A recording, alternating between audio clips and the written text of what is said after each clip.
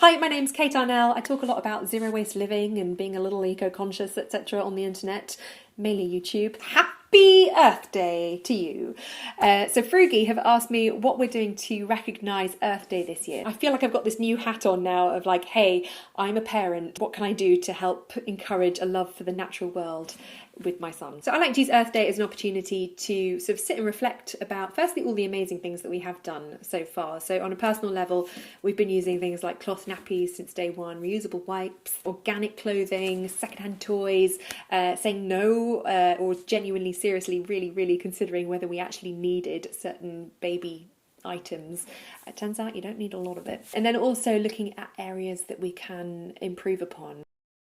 I keep reading time and again just how important it is for kids to sort of get outside in nature, not just for their health and well-being, but also to really create a strong bond with the natural world. I'm definitely guilty of using the weather as an excuse to just hunker down and stay inside. Moving forward, I want to kind of make a promise to ourselves to get outside every day in some way, and I think having the right clothing really helps.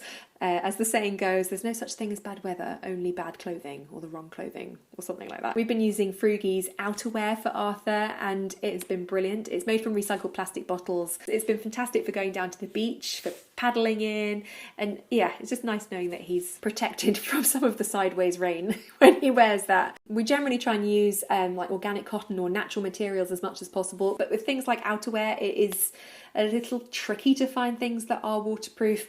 So that's where material made from something like recycled plastic water bottles can actually be really useful.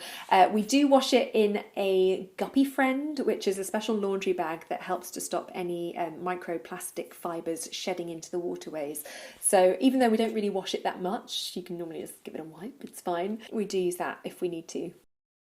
Food waste is another area I'm really keen to tackle in our home. It's something that we used to be pretty good with. I don't know whether it's a lack of brain capacity, a lack of time, a lack of sleep, who knows, but something about becoming a parent has just meant that something as big as food waste has actually really slipped down my list of priorities. So we're going to try and get back on it and reinvigorate our worm bin.